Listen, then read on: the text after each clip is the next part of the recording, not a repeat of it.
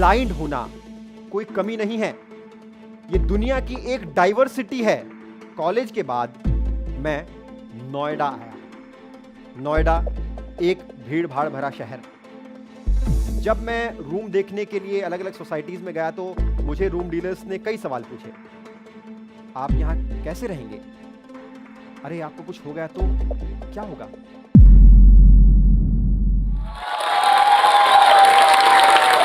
आप सभी को मेरा नमस्कार। दोस्तों, अपनी बात की शुरुआत मैं एक सवाल के साथ करता हूं। जब भी आप किसी ऐसे इंसान को देखते हैं जिसकी आंखों में रोशनी नहीं है, क्या ख्याल आता है आपके मन में? यही ना कि वो बेबस है, लाचार है, बेचारा है, अपाहिज है, विकलांग है। दरअसल हमारे दिमाग में किसी के अंदर की नेगेटिव चीज को तलाश करने की कोशिश होती है, चाहे वो नेगेटिव हो भी ना, और बाद में हम अपने नतीजे बनाते चले जाते हैं, उसको लेकर एक धारणा बना लेते हैं। मेरा नाम कमल है और सौभाग्य से मैं भी देख नहीं सकता हूं। सौभाग्य इसलिए मैं कह रहा हूं क्योंकि न दिखना कोई बड़ी वजह नहीं है। न दिखने के बाद भी हम जिंदगी में बहुत कुछ करते हैं। चलिए अपनी जिंदगी की कहानी की शुरुआत एक किस्से से मैं करता हूं। तो बचपन में मुझे एक महाशय मिले। एक धुंधली सी याद मेरे दिमाग में है जो मैं आपके साथ शेयर कर रहा हूं। उस महाशय ने मुझसे सवाल पूछा, आपको हनुमान चालीसा आती है? मैंने कहा नहीं। आपको रामायण की कुछ चौपाइयां तो आती होंगी, कबीर के कुछ पद, कुछ दोहे? मैंने कहा बिल्कुल नहीं। तो फिर आप करेंगे क्या? आप सूरदास हैं। अरे आपको ये सब सीख लेना चाहिए, आपके भविष्य में बहुत काम आएंगी। मैंने कहा अरे मुझे तो आईएएस बनना है, मुझे एक अच्छा टीचर बनना है। तो उन महाशय ने मुझसे पूछा, भाई टीचर बनने के लिए पढ़ना होता है। मैंने कहा मैं पढ़ाई कर रहा हूं, मैं स्कूल जाता हूं। तो अचंभे से उस महाशय का मुंह खुला का खुला रह गया। देखिए कितनी बड़ी आयरनी है कि उसने मेरे भविष्य को अपने अनुसार डिसाइड कर लिया कि मैं बड़े होकर कोई उपदेश देने वाला बन सकता हूं, कोई स्वामी साधु संत बन सकता हूं। यानी हम किसी ऐसे इंसान को जो देख नहीं सकता है उसके बारे में अपने मन में पहले से ही उसके फ्यूचर की प्लानिंग कर लेते हैं।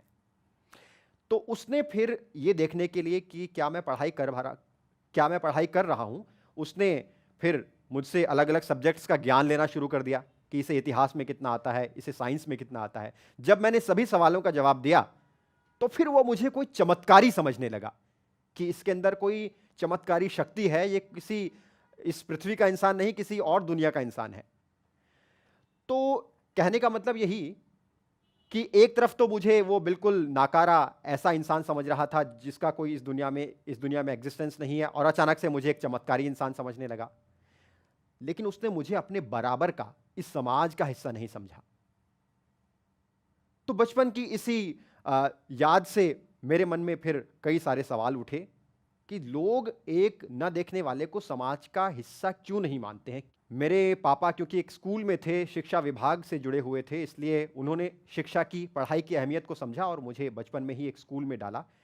देहरादून के मॉडल स्कूल में मैंने अपनी पढ़ाई की शुरुआत की। 5 साल की उम्र में मैं स्कूल गया था।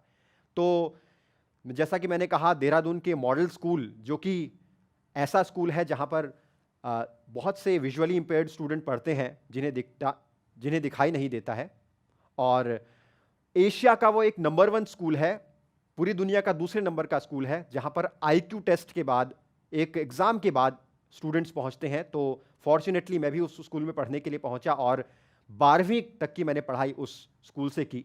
उस स्कूल की खासियत ये थी कि स्कूल में दूसरे जो बड़े स्कूल थे नामी गिरामी, जैसे दून स्कूल, उन बच्चों के साथ कंपटीशन करने का मौका मिलता था। तो कभी मन में सवाल, ये भावना नहीं आई कि मैं कुछ अलग हूं, और उन स्टूडेंट्स के साथ उसी तरह मैंने compete किया और कई बार पुरस्कार भी जीते। 2010 में मैं दिल्ली आया और दिल्ली यूनिवर्सिटी के एक बहुत ही नामी गिरामी कॉलेज, सेंट स्टीफेंस कॉलेज में मैंने एडमिशन लिया। अब सेंट स्टीफेंस कॉलेज में जब मैं पहुंचा तो लोगों के बहुत से ऐसे सवाल मुझे सुनने को मिले कि भाई आप सेंट स्टीफेंस कॉलेज तक पहुंचे कैसे? तो मेरा जवाब वही होता था कि सेंट स्टीफेंस कॉलेज में एडमिशन लेने के लिए जब मैं इंटरव्यू दे रहा था, तो वहां मेरे मुंह ने मेरी जवाब देने के लिए मदद की कि मेरी आंखों ने? ये जवाब सुनकर उनका मुंह बंद हो जाता था। तो 3 साल मेरे सेंट स्टीफेंस कॉलेज में बहुत अच्छे बीते, बहुत कुछ मुझे सीखने को मिला और वहां मैं एक सोसाइटी से मिला, समाज से मिला। 2013 में मैंने Indian institute of mass communication में एडमिशन लिया, क्योंकि बचपन से ही मुझे रेडियो में काम करने का शौक था। और जब मैं स्कूल में था तो बिजनौर के पास ही एक स्टेशन हुआ करता था, रेडियो स्टेशन, आकाशवाणी नजीबाबाद। तो स्कूल से छुट्टी लेकर मैं प्रोग्राम्स करने के लिए जाया करता था। तो इसी शौक ने बाद में मुझे IIMC पहुंचाया। IIMC में ही मुझे एक छोटे से टीवी चैनल में नौकरी मिली और फिर मैंने एक प्राइवेट टीवी चैनल में अपनी नौकरी की शुरुआत की। ये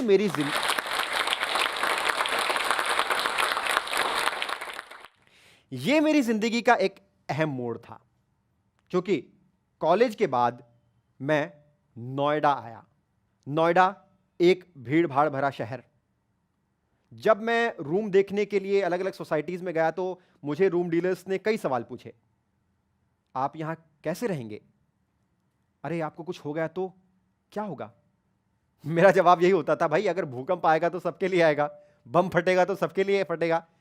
तो इस तरह से चीजें लोगों ने समझी और उसके बाद मैं फिर नोएडा से वापस दिल्ली आया, जगह बदली, नौकरी बदली, मैं IIMC वापस पहुंचा। Indian institute of mass communication में कम्युनिटी रेडियो में मैंने बतौर रेडियो प्रेजेंटर अपनी अगली नौकरी की शुरुआत की और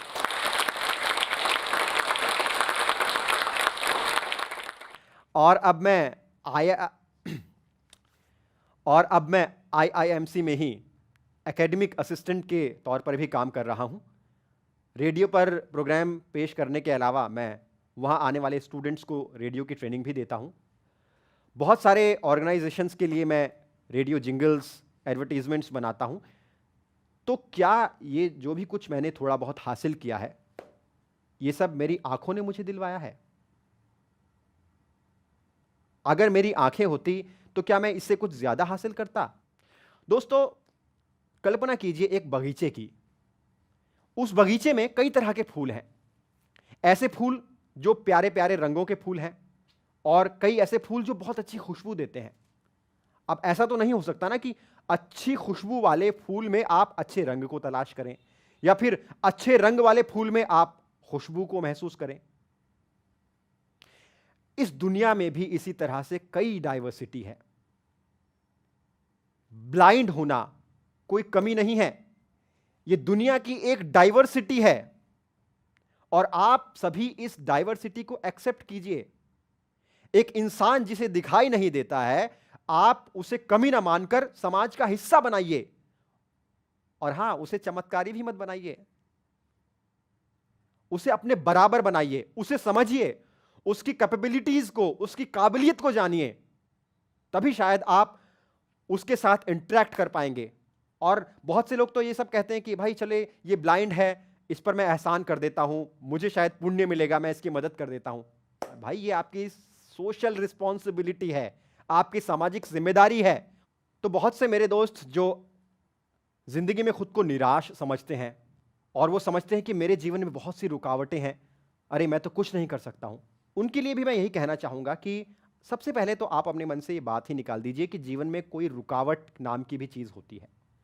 जिंदगी में कोई भी बाधा नहीं होती है, हम खुद से ही उसे बना लेते हैं या फिर हमारे आसपास के लोग हमें महसूस करवाते हैं कि ये तुम्हारी बाधा है।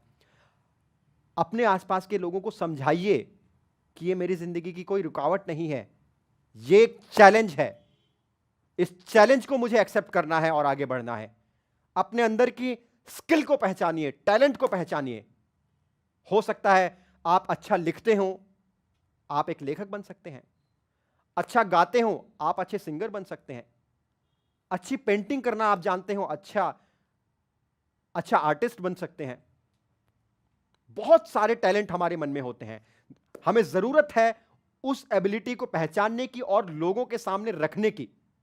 तो मैं उम्मीद करूंगा कि आप अपनी काबिलियत को पहचानेंगे और सोसाइटी में अपनी काबिलियत को पेश करेंगे, जिससे कि किसी के मन में भी आपको लेकर कोई गलत धारणा ना बन सके और आप इस समाज में, इस दुनिया में अपनी एक अलग पहचान बना सकें। Thank you so much.